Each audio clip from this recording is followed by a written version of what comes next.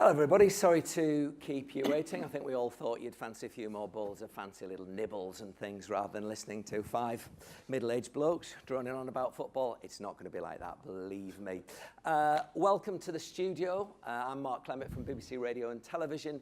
This is a panel called The League View. So, featuring top-level representation from the European leagues on the issues affecting those leagues. I should tell you that this panel is, or this session is brought to you in conjunction with EPFL, that is the Association of European Professional Football Leagues, now cover 32 professional leagues and associations in 25 countries and represent more than 900 clubs with a main goal of enhancing and protecting competitive balance in the league competitions. Delighted that joining me today, we've got on the very end there, Jacco Swart, the CEO of Eredivisie. We've then got Claus Thomsen, who's the CEO of the Danish League. Here is Pedro Correia, I think I've got that right, General Secretary of La Liga Portugal. And next to me, Shaun Harvey, Chief Executive of the English Football League. And you know what, Claus? I think the one thing I didn't realise, but just chatting to you guys for 15 minutes there, just how much synergy there is between the leagues, how often you do get together and how many common issues, and that is the purpose of the EPFL. Yes, it is. You would normally think that there would be big differences between smaller leagues and bigger leagues like La Liga and the Premier League, but that's not the case. Because we are all there as league basically for safeguarding the core value of European football, and the core value of European football is that it's sporting merits that counts and nothing else, and that in the end should decide the tournament, and also to safeguard that we need exciting tournaments. So we have a lot of common issue. We also all have a common interest that building our own talent, that our clubs build our own talents, that we get the value inside our national leagues, and we provide nerve and closeness to, because we provide the real football. We provide where the fans can go and smell the grass, get the ball kicked in their face from the pitch if they're unlucky, and the rest of it. This term competitive, competitive balance, Jacco, that runs through most things that you do within all your organizations. You're looking for this at all times. Yes, I think that we all have the same objectives, the same goals. We look for competitions, for league competitions, where the results between the individual clubs, so the results of the individual matches, are very much unpredictable, because that means that it is attracting fans, that it is attracting media audiences, and that you can commercialize it as well, and that you can earn your revenues. And where we find each other, if it comes to the EPFL, is that no matter where you represent the Bundesliga or La Liga or the Premier League, so one of the three biggest leagues in the world and in Europe, or whether you represent the English Football League, the Portuguese League, the Danish League, or the Dutch Eredivisie, which are smaller leagues in any case. We all have to deal with more or less the same problems. We have to make sure that the national domestic competition is an attractive one and that it is an unpredictable one. And we look at that sometimes from different perspectives, but we all do it with the same perspective, with the same objective in mind. And dealing with the elephant in the room, the big leagues, Pedro, you know, the La Ligas, the Bundesligas, the English Premier League, is there that mutual respect through everything? Because from afar, we might think, you know, the bigger leagues are going to try and get their advantage all the time, in the same way as we might think that the bigger clubs are going to try and get their advantage all the time. Well, as Jacco was saying, it's a competitive market. So you need to develop a little bit on the strengths that you have, okay? In the case of Portugal, we think that we have talent. It's developing young players, you know?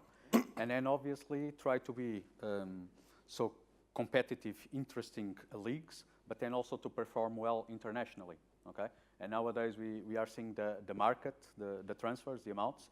Portugal is not able to reach this amount, so it's really about developing young players for the national team and for the clubs itself.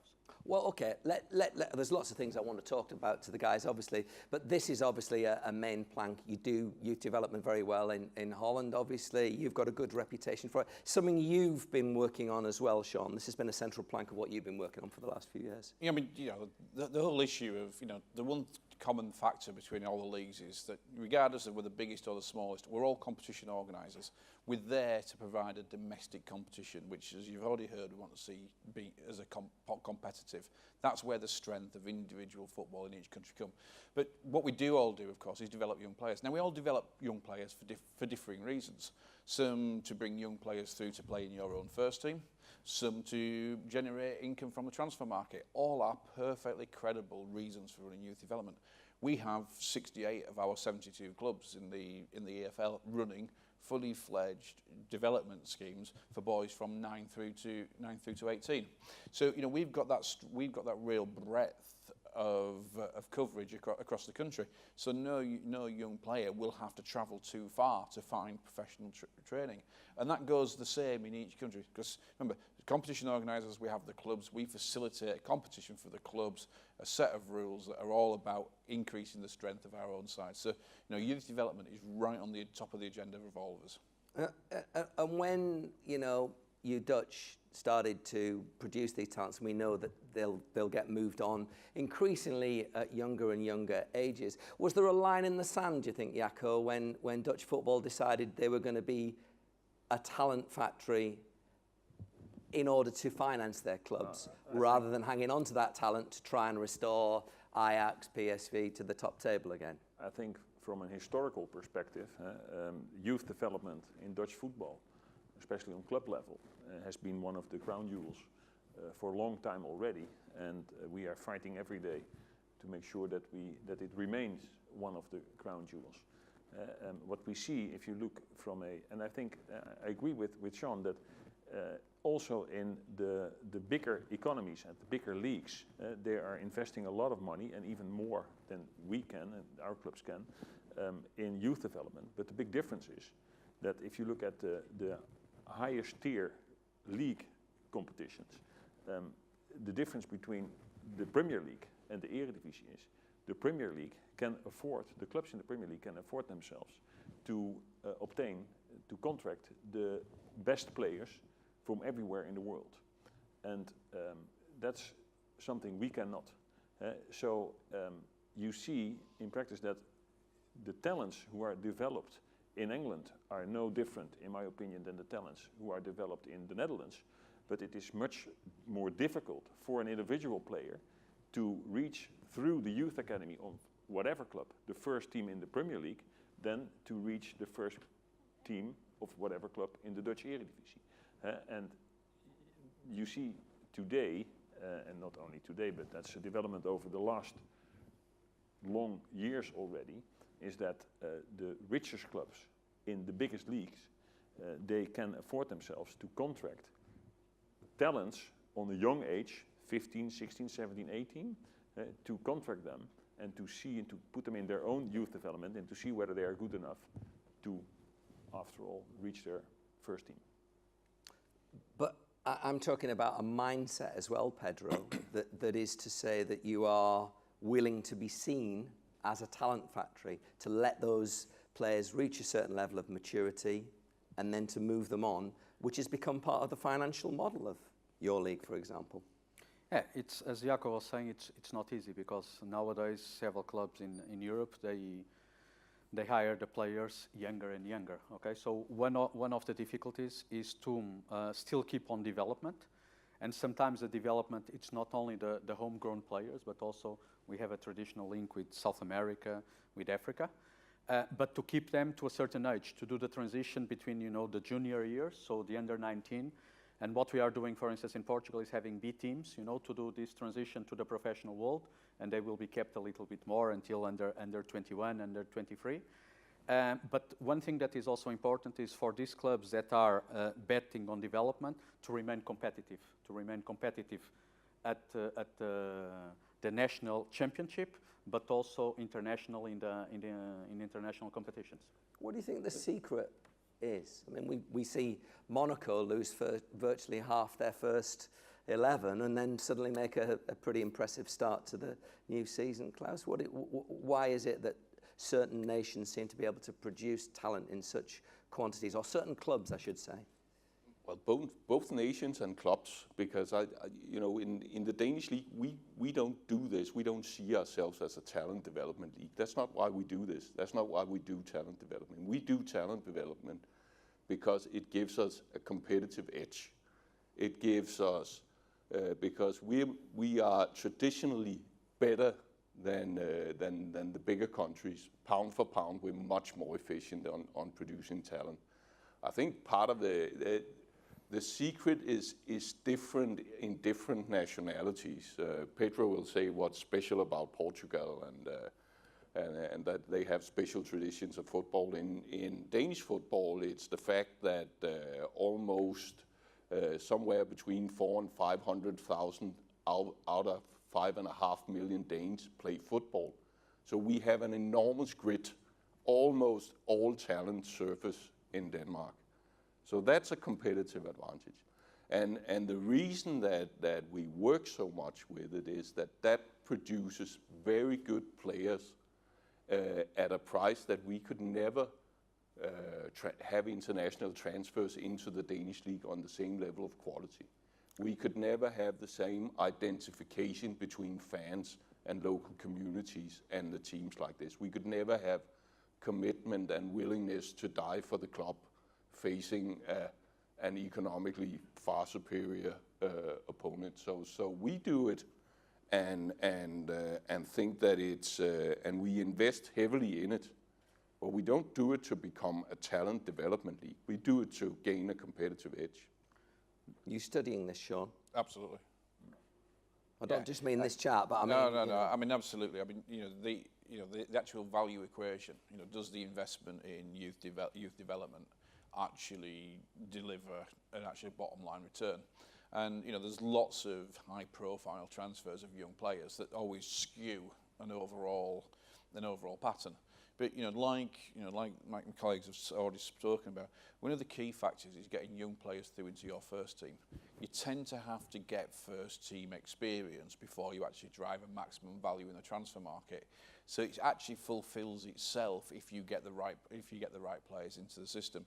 There's many of our clubs have looked at, is it worth the investment that we goes into youth development, or do you wait till 16 when players have been released by bigger clubs to work with them to provide the finishing element to their sort of scholarship or education. So there's no one route that is actually the catalyst that is what will work. But we're fortunate, obviously, in England that there's a significant investment goes into youth development. Some from the Premier League's TV deals. We pool transfer fee levies, again with the Premier League, and invest a proportion of that into development funding. So even our smaller clubs can receive grants of over £250,000 towards running these academy centres. And it's all about getting the best players through. And it's about getting the best players through for clubs, because they've got to be club players first before they can ever be international players. So there is a cycle. It is a business. We've all got concerns about too many players being registered at any one club. And I think from our perspective, seeing some of the best younger talent going overseas to learn the trade rather than coming into our competition is also a concern. But it's not a concern if we're filling those spaces with our club's own young players coming through. So there's many different factors. No one answer is necessarily right, but what we all think appreciate is absolutely vital for the game to develop, that young players are given the best opportunity. There's lots of topics. Mark, may I add that? Because we are all talking here from, let's say, from a league perspective, from a broad perspective, we're looking at football. But if you look to the issue of youth development from an individual club perspective, you could consider that if you work for a mid-sized club in the Dutch Eredivisie and you have a budget of, let's say, 10 to 15 million euros per year, and you spend about 20 to 25% of this yearly budget on your youth academy, and you see happening in daily practice that every year the best 2 players of your youth academy are contracted by one of the top clubs in your league. So that's a domestic question, because they want to add value to their youth academy. And the level of compensation you get for that is not getting close to what you invest in these not only 2 players, but what you invest in your youth academy.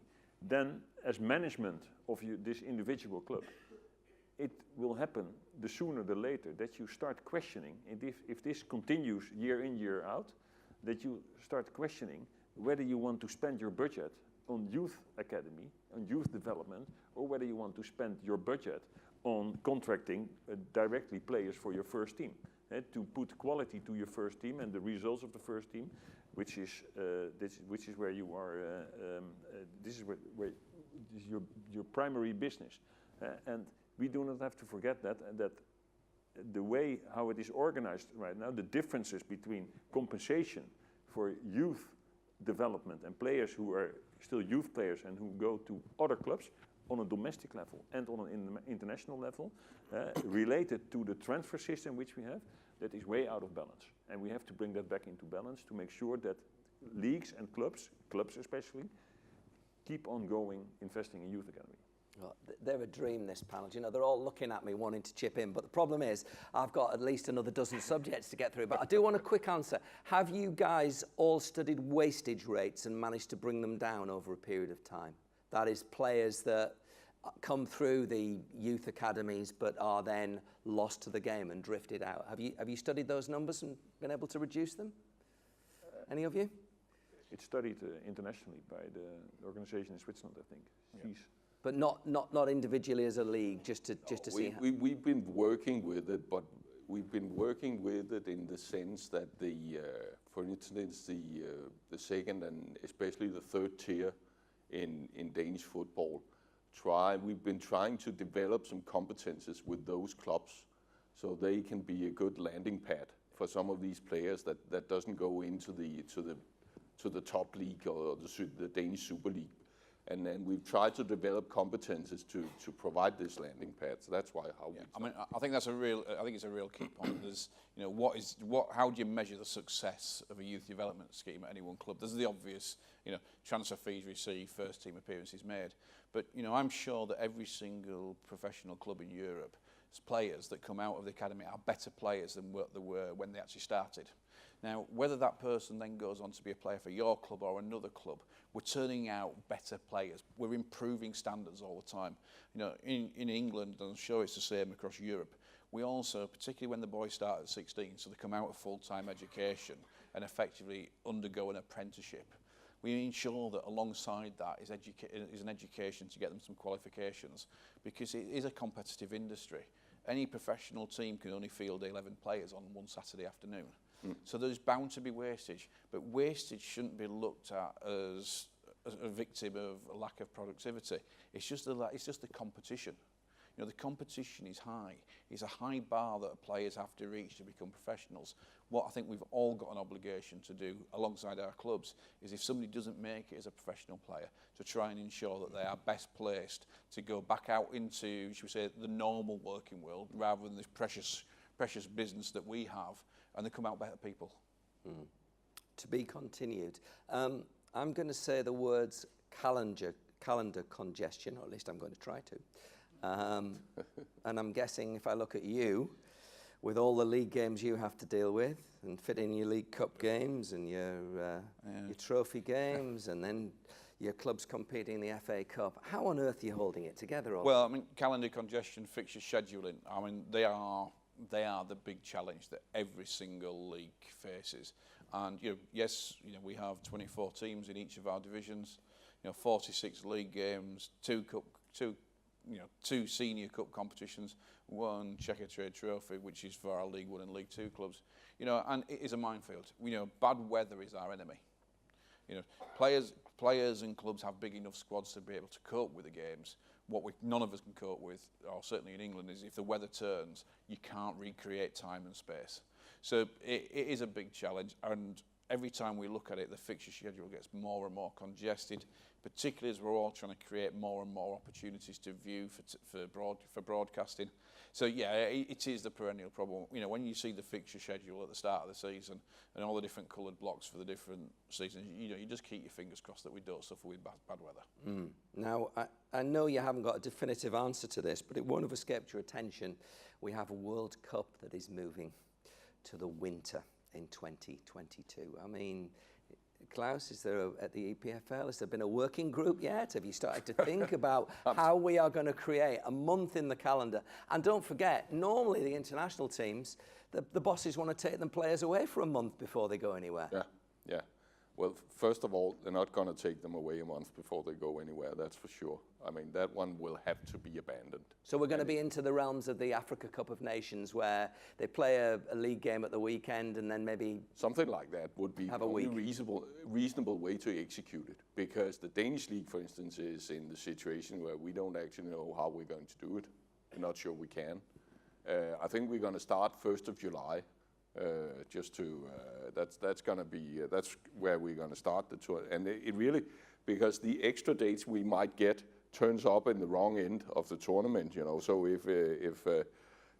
it's there's no working group in the EPFL because there's one in every single league trying to see what's the actual solution to this will be. Ours will be that we will start 1st of July where everybody's going on holiday, so we won't have any spectators. And the other one is that we will then start after the winter break where the pitches are not sufficiently ready and will be destroyed for the remainder of the spring season. So we will start February 1st or something like that. Are you being offered any practical assistance on this? We will be so happy if we can attend the World Cup, even if it is in Qatar. Well, obviously you are Dutch, yes. The problem is we will stop the league if it's necessary for 2 months. In general, if you one of the big battles on an international level in football will be about the calendar. I think it will especially and this is, let's say, even was in my opinion, a very stupid decision, but it is an incident. It will not be regularly that the World Cup will be played in the winter. So we have to find solutions for this, and that, after all, they will be found. But on the long run, it will be especially a battle about the weekend dates. And the weekend dates, in our position, from domestic league perspective, they belong to the domestic leagues.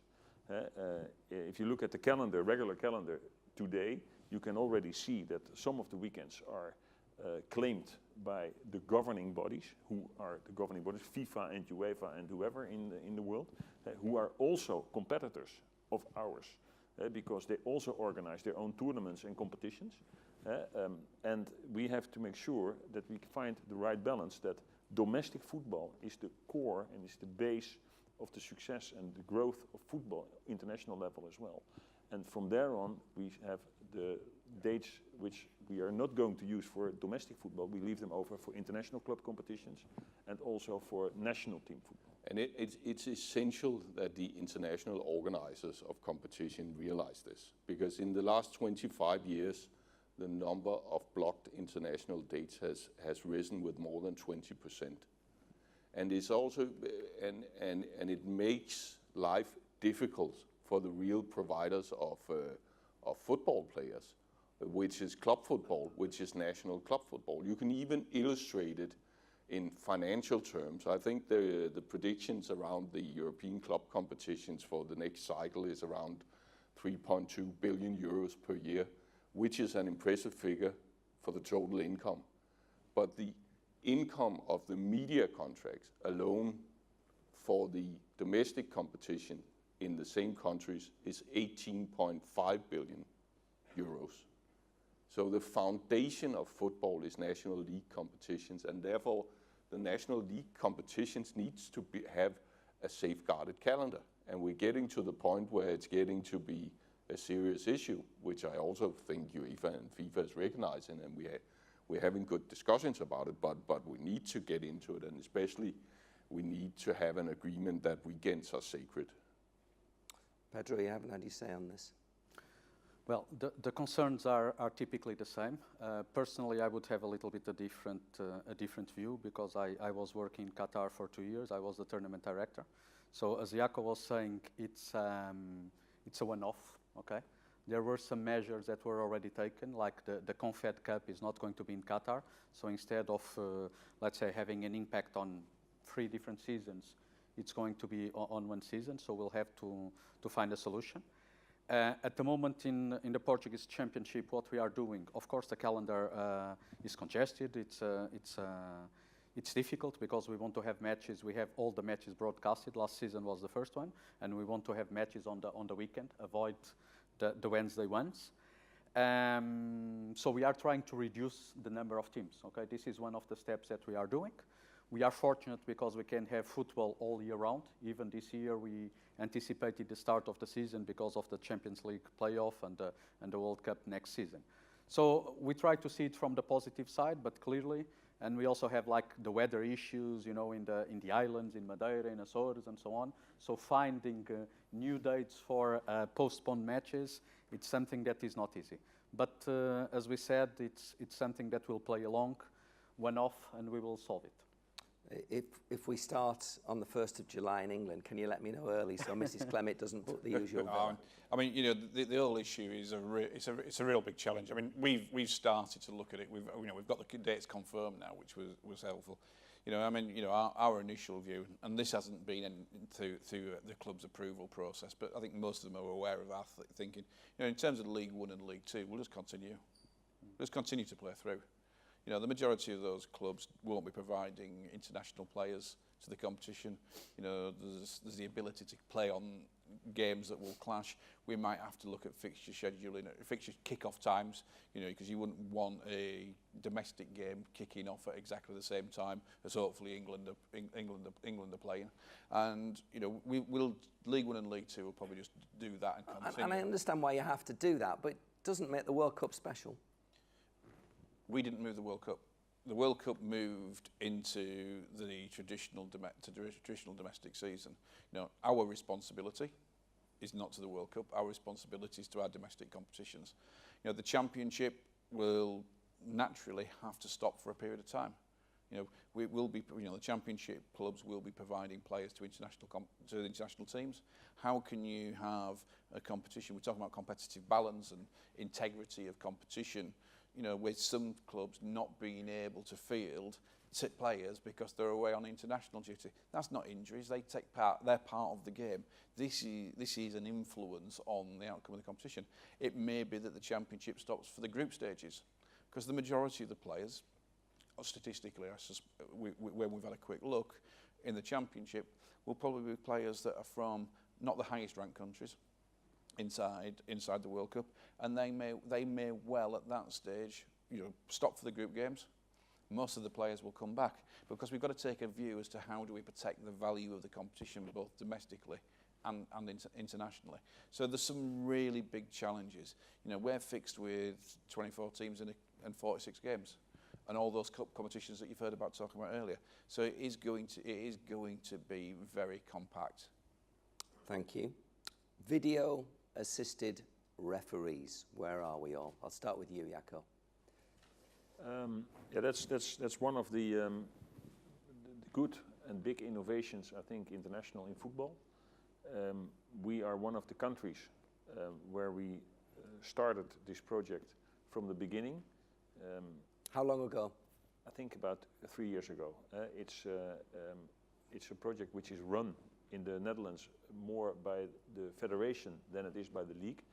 We are well connected to it.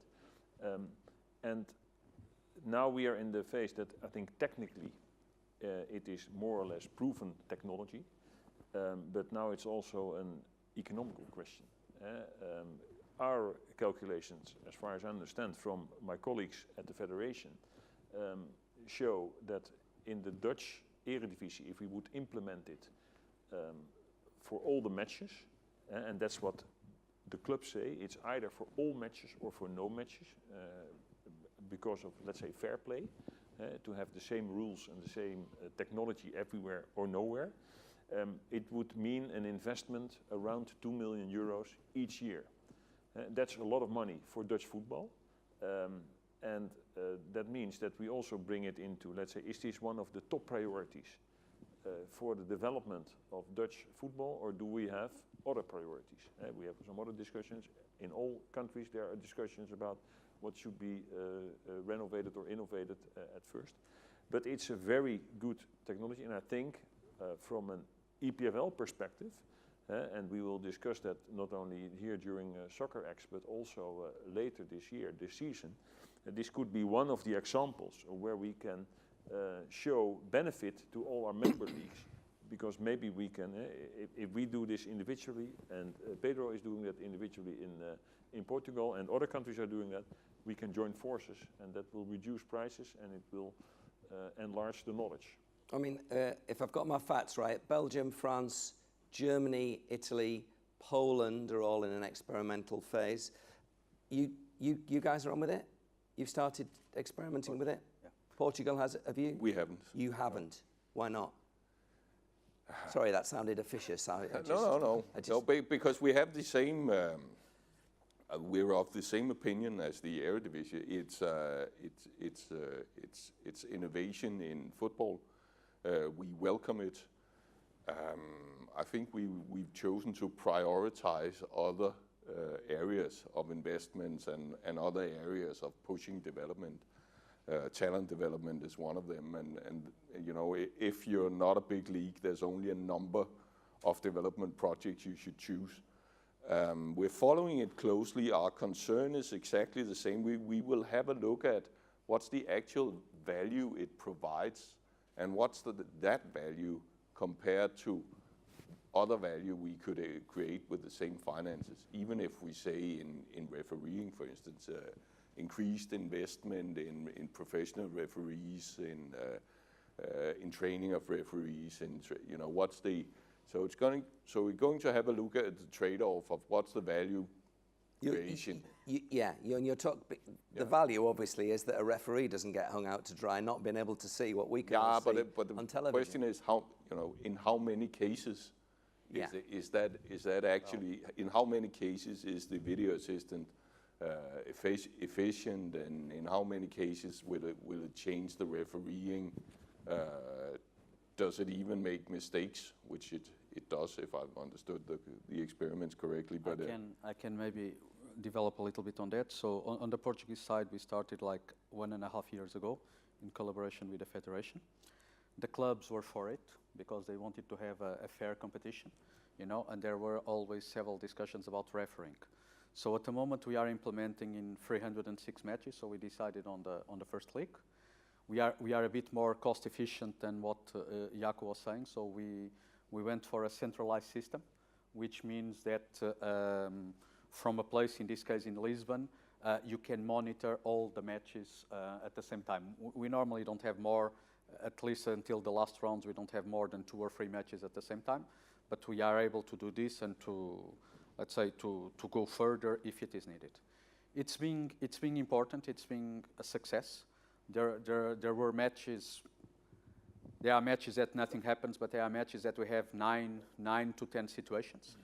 The challenge is to do it as quick as possible, not to influence on the flow of the match. It's about, at the moment, it's very much about communication to the public, okay? Because the protocol is not closed from IFAB, so people don't understand still very well in each situation it can be used, so it's a lot about education. It's also transmitting the message that it can only be used, not only, it's for specific situations, but only when the referee is clearly wrong, okay? So the instructions to the referees is, if they feel that the referee is well positioned and so on, the assistant referee should not interfere. And then it's also about the training of the referees, because being a good referee on the pitch, it doesn't mean that you are a good video assistant referee or vice versa, okay? So it's being fine-tuned. It's live. It's still an experiment because it's not yet in the rules of the game, but also it fits into our positioning that we are bringing a lot of technology and innovation into all our operations. You're doing it in the latter rounds of the Carabao Cup. Yep. Why aren't the Premier League dabbling with it yet? Well, I think there's the experiment is being run across English football as a whole. and we've agreed that the latter stages of the Carabao Cup from the turn of the year can be used as part of the pilot, and the FA Cup will be used as the pilot. But I think one of the key reasons for that is that we want to ensure that the league competition, the match circumstances are the same throughout the whole season. I mean, from our perspective, with 1,656 games a year, the prospect of having VAR in Championship, League One and League Two, we will be somewhere behind the majority in terms of implementation. It will naturally start in the Premier League, where you suspect the value attributed to referees' decisions is far greater, and that goes into the point that everybody said about there has to be a value, and the value is getting the decisions right. You do often wonder, if we end up in such a sanitised situation, just what are people going to talk about on Saturday night about where does the controversy come from?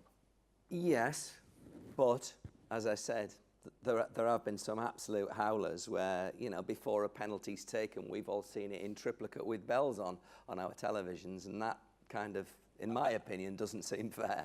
And the balance is that if we start from the position that all the match officials are honest, and sometimes they make a mistake. I suspect referees drop less howlers than the centre forward inside the 6-yard box. Yeah. So we have to have some proportionality into the debate, and it is a case of where is the value. We all want the game to be settled by the 11 players on each side on the field. That has got to be the absolute objective. Goal line technology has sorted out the business end in terms of was it or wasn't it. This is just a natural next stage. It's just very difficult to see a way it's implemented across all football all the time, because people have got different needs. I won't tailor this into a question. This is just 5 blokes down the pub. But what on earth have you all made of the extraordinary inflation in transfer fees over the last couple of months, Jacco? And I'm thinking financial fair play, profit and sustainability, whatever you want to call it, the controls over the clubs. It's the market which decides, but the markets are a little bit out of range or out of control, it looks like, and it looks like it's getting more out of control every summer. I think there's a big difference between the summer transfer window and a winter transfer window, and sometimes it is very hard to judge how things are really organized. If you look at the Neymar transfer to Paris, I think it's very good that UEFA starts investigation, either to prove that something was done what is not right, or to prove that it has been done right. And I don't know yet how they could prove the last question, but we will see what comes out of the investigation. And what you see, that if the market starts to, if it rains in the Premier League, it drips in the Eredivisie. That means that Ajax, they contracted a player a year ago from Colombia, Sanchez, and they paid 5 million euros transfer fee for this player, 21 years old. He played less than 40 matches for Ajax, and he sold to the Spurs for over 40 million euros. That's quite, there was not a stock market, I think, where you could get this result over the last year. But this shows, I mean, who can judge the value? So I think it is one of the topics we have to address, not only within EPFL, but also with our colleagues of UEFA and other parties, the ECA, to see what we think of this. I don't know absolutely the answer, but we have to discuss this to make sure that we're not destroying professional football with this situation. And the financial fair play side and the rules we have governing how much new investment can come in, how much money a club can lose. I mean, this must be a real challenge for you, isn't it? I'm assuming clubs are constantly looking for ways in which they can get round and park an extra 10, 20 million within their clubs. I think think if we are taking a look, it's the market that decides finally, as Jacco says, and I'm not sure I'm having any problems with that. I'm not sure I'm having problems with international investors, overseas investors that are investing in football and in that sense are contributing to driving up prices. I'm not sure I have a problem with that. I think where we need to look into are the processes and the good governance and the financial control, and it's not creative business constructions, that it's not fulfilling the obligations to the contractual stability, that it's not third-party ownership, that it's not all these things. And I think if we get a grip on, and I think that's the real challenge and where I'm worried when I'm looking at it, from a Danish league perspective, we couldn't care less what they spend on Neymar, because it's just, they're wasting their money. That's fine. They can't buy our players with those money they wasted on that. That's fairly all right. But the thing is that if business models develop which is not in line with good governance and good business procedures and the regulation, then it's a real problem, because we'd like to have the house in order. We'd like to provide good working space for our players. We'd like to have clubs behave decently as decent employers. And so I think that's where the real core issue is, to have decent procedures to make sure that everybody acts in an appropriate manner in the market. Well, it's coming back to the competitive balance we talked about at the start, Pedro. Yeah, so it's something that we cannot control, the market. We keep on the strategy of exporting, developing and exporting players. Not only players, we talked about a lot of players, but also about the coaches, okay? It's something that is important for us, developing a school, and we have several coaches abroad and being champions in different countries. But we are also focusing very much on internal sustainability of the competition. Okay, that is something important for us. We are having a system going closer to the UEFA one. That does not apply to the ones that qualify to the European competitions, but to all of the clubs. We think that it's important to have a professional management and to be able to keep the league sustainable. This is something very, very critical for us. Your clubs in the Championship can lose 13 million a year or have new investment coming in, things. There's some big players in your Championship division at the moment. How much of a challenge is it to try and keep them in hand? And obviously you've got one long-running arbitration going on that goes years back, haven't you? We have. I mean, the rules today are different to the rules then. We do it on a 3-year rolling period now.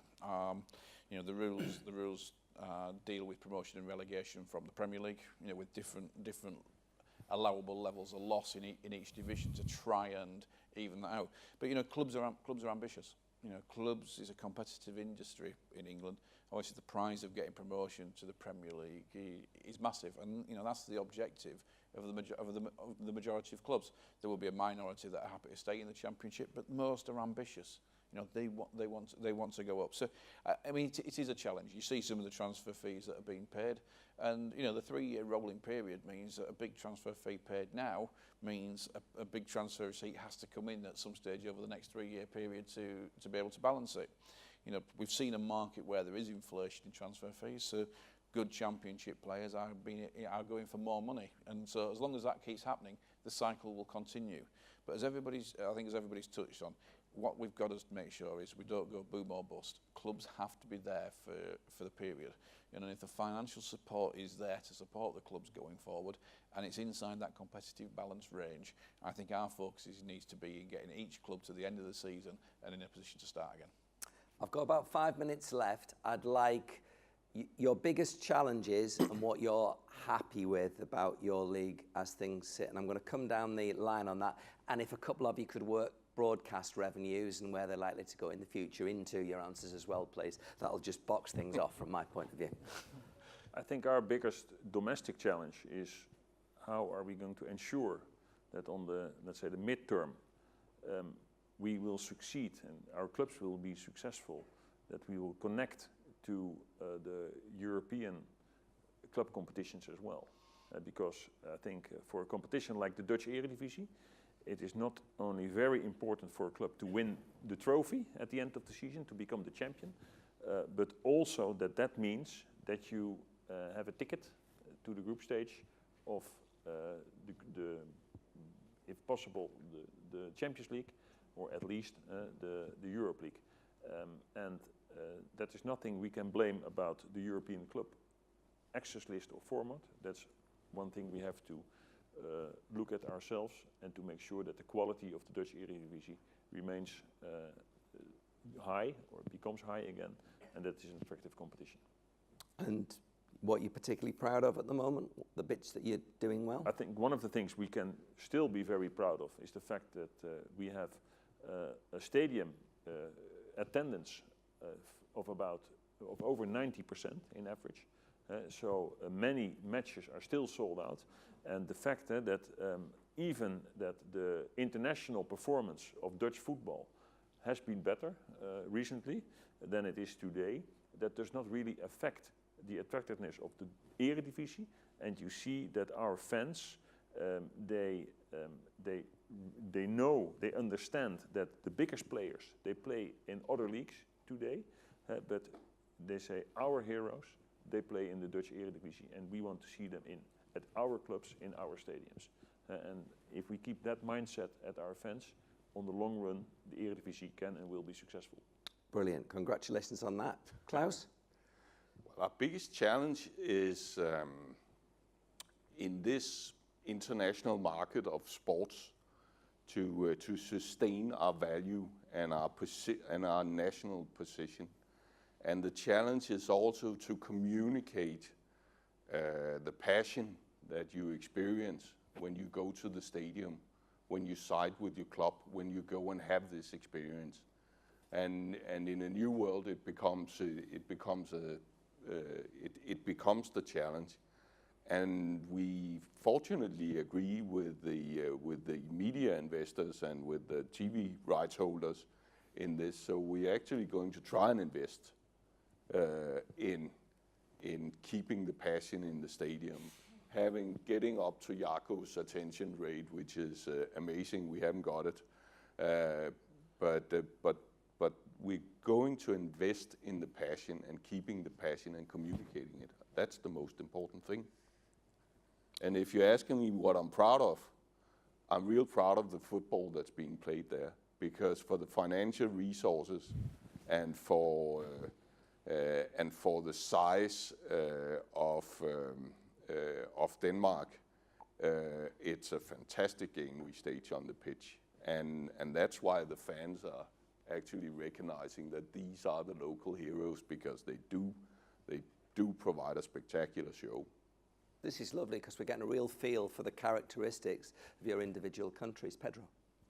So from our side, one of the main goals is to remain competitive internationally. Okay, we are a small country, but for instance, we have become European champions. Yes, we know. No need to boast. It's okay.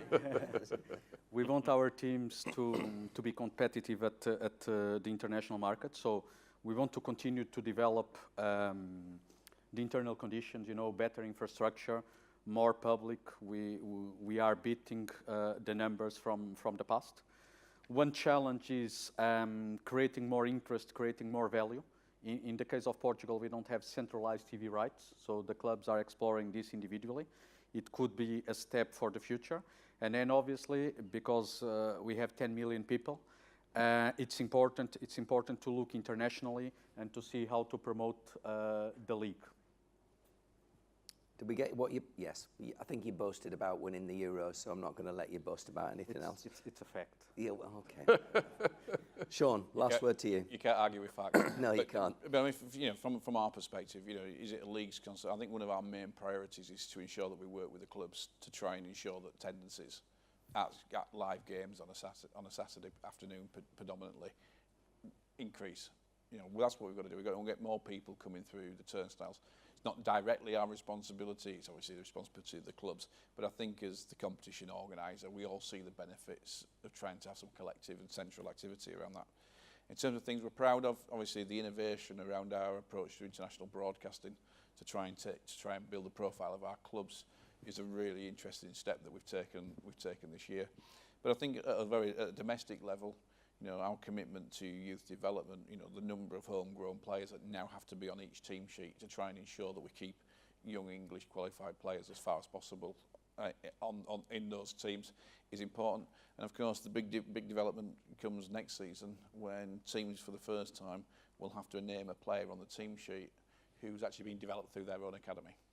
You know, that could be the game change in approach in relation to creating that pathway from academy football to first team football. So we've done a lot of work in that area, and it all comes to this trying to deliver value for your investment. Loved that. I wish we had at least another. Let's all get together in happy hour. You lot can come as well if you want, and we'll do one off our We own always back. do happy hours. Yeah, we like a happy hour, don't we? Folks, Eddie Jones, The Art of Coaching, on this stage in about 15, 20 minutes, and then an hour after that, Juan Mata on his charitable deeds in common goal. In the meantime, thank you all for coming. I'm sure you want to show your appreciation to Jacco, to Claus, to Pedro, and to Shaun. Thanks for joining us, folks.